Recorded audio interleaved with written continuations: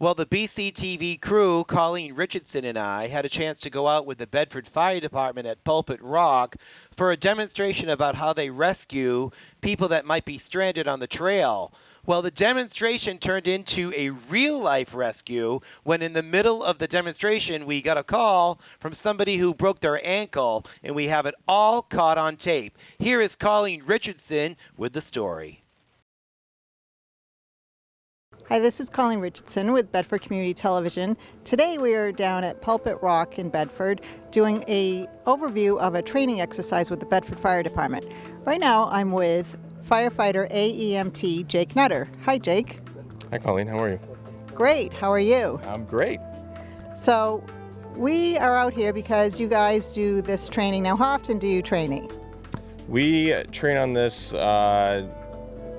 There's no annual training for it. We will get out and use this stuff when we can, but this was a scheduled training for Shift 3 that we wanted to offer for the rest of the department for us to get out here, become familiar with the trails, and use the equipment that we're going to deploy in a call out here. And so the point of the training was just to get everyone familiar with how to help someone when they get lost or injured out on the trails, correct? Yeah, sure. We had a couple portions of this training. There was a search and rescue aspect. There is the lost and injured hiker aspect.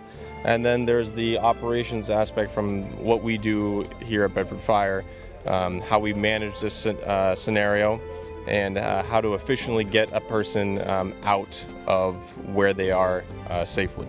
So we were out there actually filming some of the training with you guys, and you actually got a real call with a real emergency. Tell us what happened. Yeah, so there was a couple and their son out hiking today, and one of the people fell and they broke their ankle or sprained their ankle, and she was unable to continue on. She was in a lot of pain. So as we were finishing up our training, extricating our victim, we diverted to the scene where they were located at the bottom of the ravine trail, in which we used the equipment we had to get that actual patient out. So you guys had set up scenarios, but you actually had a real scenario that turned out to be everything that you really wanted to train for today, correct? Correct, yeah. It was, we had a lot of manpower here today, which we wouldn't normally have with the staffing we have at Bedford Fire. Normally, if this call comes in, we're lucky to get 5 or 6 people here. Today we had everybody that was in the training, that exceeded 10 to 12 people. So we had a lot of hands, and where she was found would have made that very difficult for the 4 or 5 people on the normal duty crew to extricate her. So we were very lucky today to have a lot of the department here already to help extricate her out. Yes, she was really lucky. We got to see the whole rescue in action, and you guys did an excellent job working together, planning it all. I mean, it was very impressive, and that's what your training does, and it shows how it really is successful. So thank you, Jake. Thank you. Appreciate it. Great. Yep.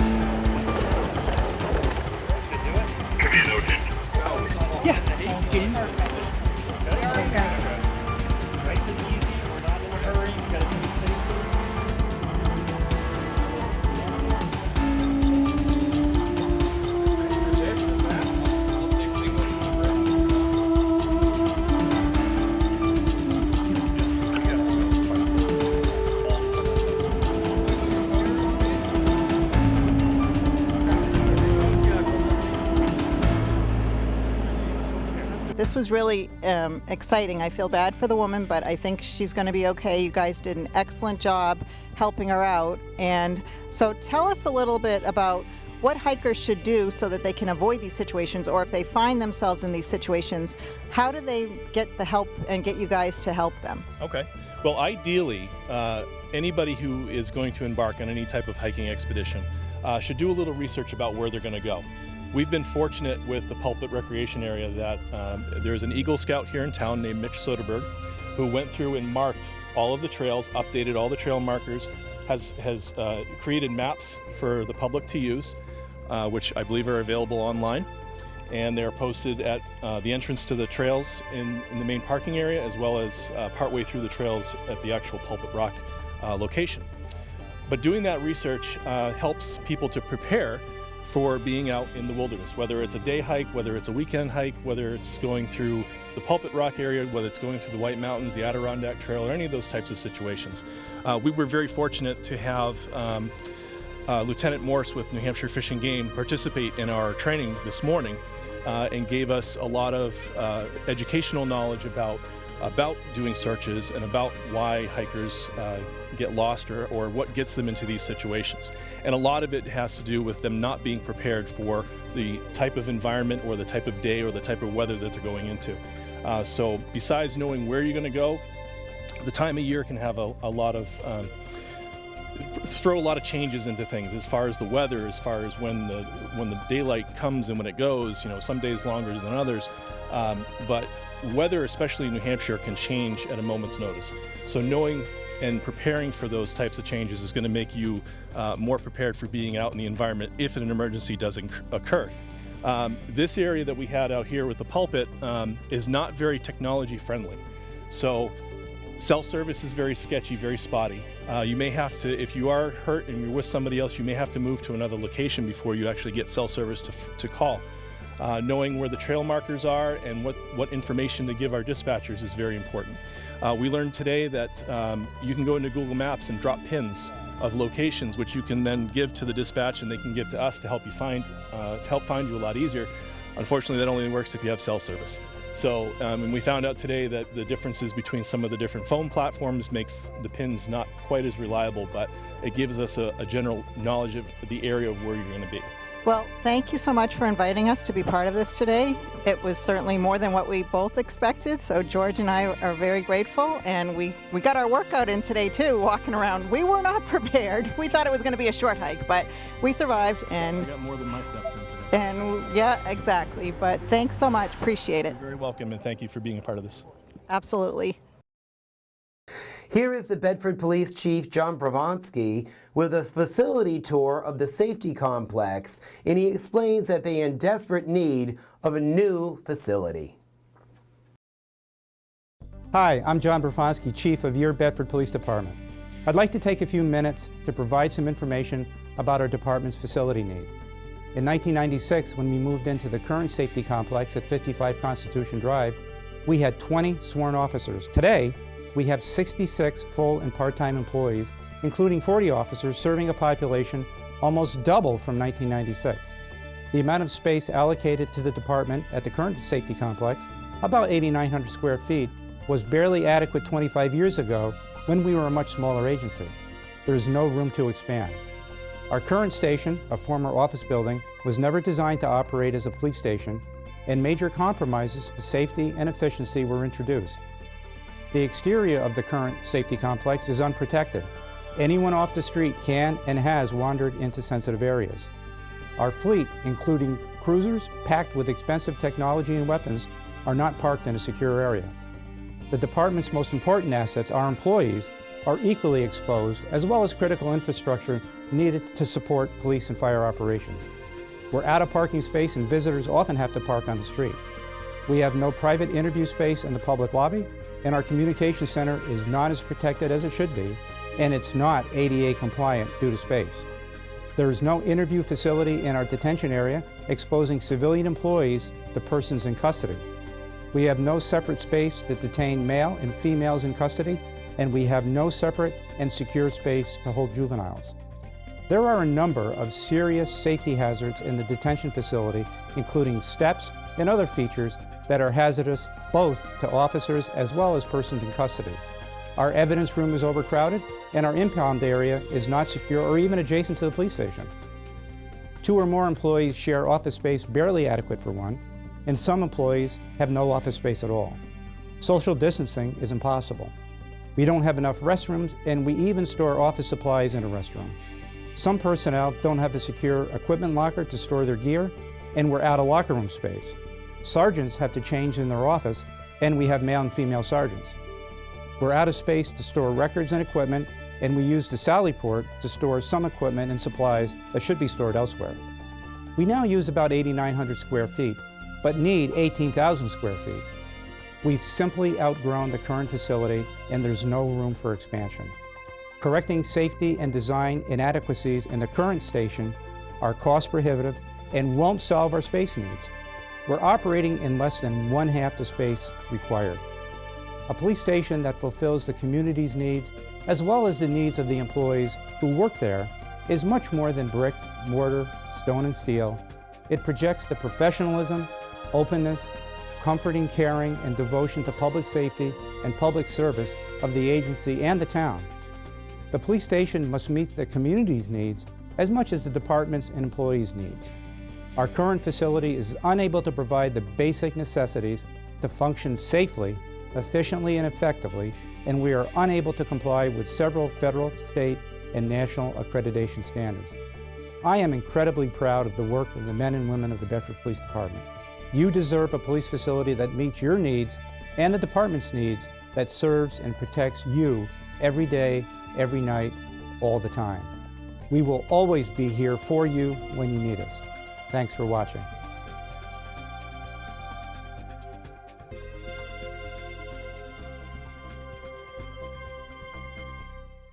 Coming up next, right up the street from my house, the Joppa Hill Educational Farm annual Spring Fling. And we had Bill Jennings behind the camera. Here are some highlights of this great, fun family event.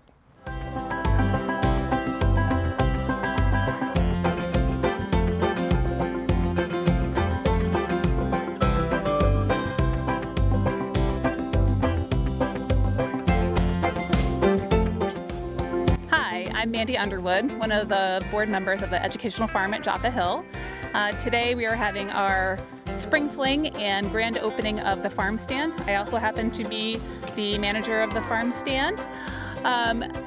The Educational Farm generally has a spring fair and a fall fair. It's been replaced with this event this year, mostly because of the recent pandemic. But going forward, we'll continue to have our spring and fall fairs. In addition, the farm has walk-a-goat programs. We will soon have walk-a-bunny programs. We have various educational opportunities, a community garden, the farm store, which will carry produce from the community garden, as well as items from local vendors. And in the winter, a lot of you got to enjoy our wonderful ice skating rink. So hopefully you can you'll enjoy coming down here for years to come with your family to enjoy the animals and all the farm has to offer. Hi, this is Michelle and I'm here from the Educational Farm at Joppa Hill. Please take a look inside our high tunnel. We will soon be adding in 100 heirloom tomatoes, which I'm pretty excited about. A lot of these plants will be gone. Some of these tomatoes are already starting to firm up, and we're happy to have you all here today at our Spring Fling Fair. Come follow me this way and I'll show you really quickly. We've sown a lot of seed out in the fields, and we basically have a lot of our brassicas and some of our turnips and beets, carrots, all growing up from seed, those small rows in the front, radishes. We've got some garlic in the field. Pretty excited about this, but out here is our really big thrust, and that is our larger field. And our larger field is where we're going to be doing a lot of our crops here for the duration of the summer. We also have a community garden, which is 40 plots that are 10 by 20. Each person that comes in grows farm to table. But out here in our large field is what's going to supply our farm stand for food for Bedford. We're really excited. We've got about 42, I believe, tomatoes going in here, as far as an entire dedicated row of spinaches, lettuces, brassicas. We're doing a Three Sisters garden with some corn and some zucchini and some peas, squashes. We've got some fresh kale coming up. Please come join us today and always from dawn to dusk at the Educational Farm.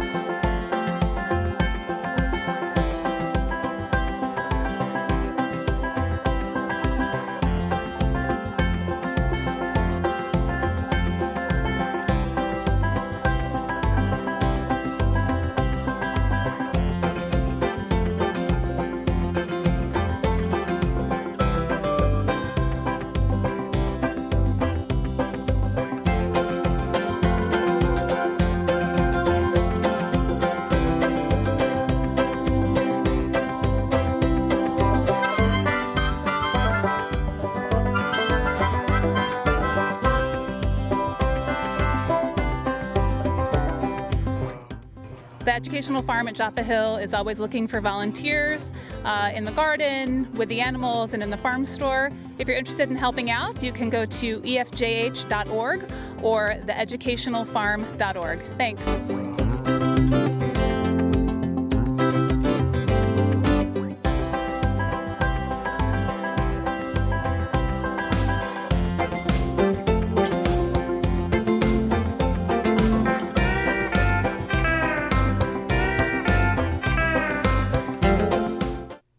On Saturday, June 12th, many talented singers came out for Queen City Talent Showcase, a charity event to benefit the Boys and Girls Club of Manchester. I had the opportunity to talk to Diane Fitzpatrick, the executive director, to find out what's going on with the club this summer. Hi, I'm George Cox for BCTV. I am at the Boys and Girls Club of Manchester with Diane Fitzpatrick, and we just did a charity show, and we were just so happy to raise some money for the club. Tell us what's going on with the club this year after COVID is finally starting to go away a bit. So this is the last week of school. On Wednesday, the kids are wrapping up a crazy year. It's just been remarkable. And then June 21st, we open up for summer camp. And this year, we're actually going to have over 300 kids at camp and about 50 little ones here at the club. We just opened up our new Ed Warwick Annex, so 4,700 square feet, and it's designed for kindergarten, first grade, and second grade, and it's a beautiful space, so it's allowing us to serve more kids. What type of donations are you looking for this year? Camper scholarships are always helpful. We really want to get our kids the experience of camp. Also, general operations. It takes a lot to run this club, and when you get a donation that can allow us to support our kids, our food programs, it does make a difference. So. Yeah, like I said earlier, any donations really does go far. It takes a community to make this happen, so thank you so much. Oh, anytime. And if people do want to donate, what is the info for that? Go begreatmanchester.org, and you can go to our donate page. And you also can explore the whole website and learn more about us.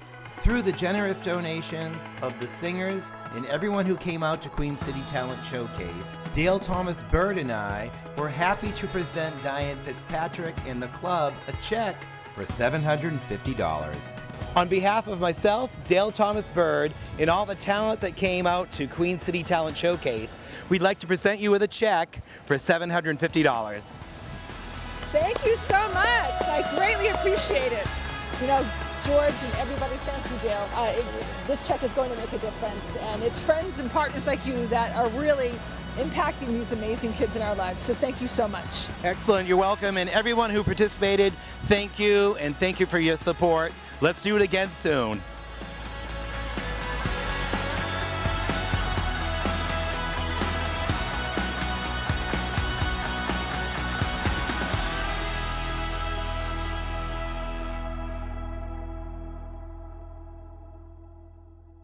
Coming up next, here is Bill Jennings at Trails and Ales, presented by the Bedford Rotary Club.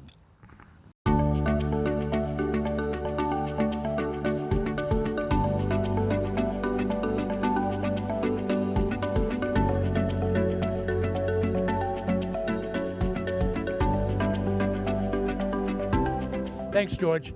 I am standing here at Legacy Park with a gentleman that a lot of us have known. I've known this gentleman for well over 20 plus years, Bill Gear, who is the institution, a continuing institution figure, I should say, with the Rotary Club. And Bill, you are now pretty much coordinating and running this 4th annual now Trails to Ales race. This is our 4th year of Trails to Ales.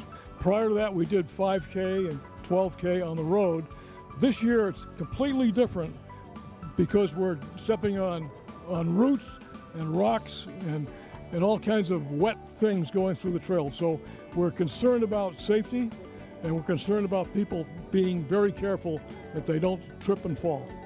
What's interesting, I think the name Trails to Ales, because trail running has gotten really big. I remember the old days, taking off and running around the town of Bedford, but a lot of people like trail running, and then you attach the ales to it. Tell us a little bit about this whole concept. Well, the idea is that when you get through running a trail, you are famished, you are hot and you're sweaty, and you're looking for something to drink and something to taste your palate. And nothing like a little craft beer, a little wine, It just sort of cups the whole thing off, and in the meantime, we give you your choice of burgers or hot dogs, and kind of ameliorate the whole thing. I'm standing here with Miriam Johnson, who is the Bedford Library Director, and she brought a team down. Oh wait, you told me it wasn't a team, Miriam. No, it's just a group of good sports who want to come out and have fun tonight. And actually, I think there's a lot of people that do that. They'll run with a friend, then run with a group. And you guys, is this your 4th time? Have you made every race? I have, and with a variety of co-runners, yeah. I think it's great. A lot of esprit de corps, teamwork, and not only work together, but you have a lot of fun together. And that's what this whole thing is about. A lot of people from all different walks of life, in town, out of town. And the Bedford Rotary has really made this whole thing fun. Trails and ales. In the old days, it used to be running around town. Do you like this kind of race format better? I think they're both fun in different ways. You can't do this for speed if you're worried about falling, like me. So I know that you're an avid runner. Took it seriously. You've run some marathons. Yes, I mean, this is the first live event I've done since the 2018 Big Sur Marathon, so it's nice to get back out among people. Obviously, last year these things didn't happen, so I'm just happy to be out among people and having a real event. Well, you remember the old days where it was a sanctioned race, and everybody ran around town, and you had serious runners. I mean, some serious 5K runners who needed that to get into some of these major marathons. This is completely different. The whole format's changed. And now it's trails and of course camaraderie with ales. You know, what do you think of this kind of format? Do you enjoy it? This is my first time doing this, so definitely a change of pace. Number one, to do trails, in the middle of a work week, and then have a very relaxed atmosphere. But yeah, it's nice to have a change of pace. Well, it seems like anybody can jump in, whether you're a novice runner or you don't run at all, or you're a serious runner. But Rotary Club does a great job, and I'm glad to see you're out here. I think it's just great to be back out and running. It is. As we say, it used to be a sanctioned New England 12K event for Grand Prix points, and so we've gone the other direction, and that's just the way life has gone. And they're off. Trails to Ales. It is a blast. Hopefully you all can make it down here next year. I'm telling you, everybody has a blast. So make it a point. Be here next year. Back to you, George. I'm here with Nathan, who works in dispatch, and we're going to be doing a taser demonstration, so we need to say our prayers. So how do you feel about this, and what are you expecting? Well, it's not the first time, second, so it's going to be a ride. So what does it feel like when you get tased? Like the worst Charlie horse you've ever had, but over your entire body. Okay, well, we commend you for doing this. We wish you luck, and we have paramedics standing by. We'll see if I come out on the other side. All right, let's see what happens. All right, there's 2 ways you can deploy the taser. You can use a cartridge. These cartridges for us are 21 feet. And another way is without the cartridge. So the cartridge is not in right now. I can do a drive stun if I want to drive stun them. And this is what it sounds like.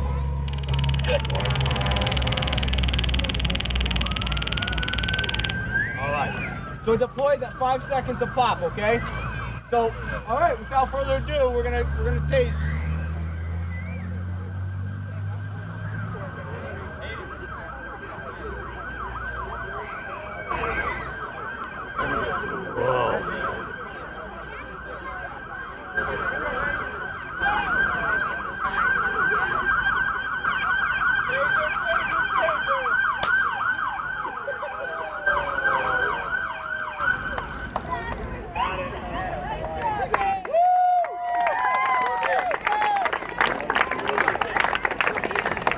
How do you feel? Like I need a nap. Okay, did it wake you up? Oh, yeah. Well, you're a good sport. Give it up for Nathan, everybody.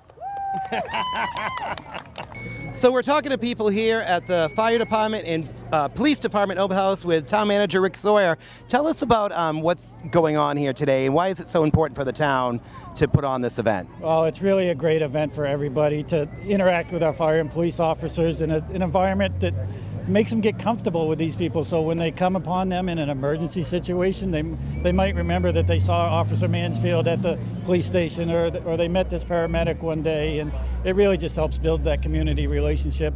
It's all about building those relationships with our public. And this year it's a little different. We're outside, we're social distance, and it's both departments. And how did that come together? Well, really, it's the two chiefs coming together and in their teams saying it would be best to do it together this year. With COVID, it's nice just to get everybody back together. It's been a wonderful night just seeing people out enjoying themselves, interacting with Mishka, our comfort dog, the equine from Manchester, the police horses here, riding all the trucks and ambulances and police cars. You hear the sirens behind me. Those are always the most popular lines, although I think Mishka this year is challenging people for being the most popular thing at the event. Well, everybody loves dogs. Oh, everybody loves dogs, and this is all about getting to love police officers, firefighters, and honestly, the team, they love giving back to the public, and this is their night to really shine. And I'm happy for the employees, and I'm happy for the public to get out and enjoy themselves. And it's such a great community event, and if you haven't been here, they put it on every fall, so stay tuned to bedfordnh.org for more information. Okay. We are here with Whitney Mansfield, who's here with Mishka, the new, what would you call, service dog? Or Comfort dog. She's our comfort dog. And how long has she been on the force? She's been on the force for about 6 months now. And what are some of the situations that you would use Mishka in? So we go to pretty much any call that could result in, a long-lasting traumatic response. So we can go to mental health-related calls. We can go to any sort of domestic with kids. We can hang out with victims of crimes. We can go to courts when they testify if they'd like her. We also go to the CAC, and she can be with children before and after they do forensic interviews as well. And what kind of training does a dog like this have to go through before becoming full service? So she had to go through Basic Obedience 1, Basic Obedience 2, and then she had to pass a therapy dog class, which she's certified through Alliance of Therapy Dogs, and that's a nationally recognized therapy dog program. Nice. Well, Mishka is a very good girl. Are you good? Yes, you are. And I feel relaxed already. I don't know about you.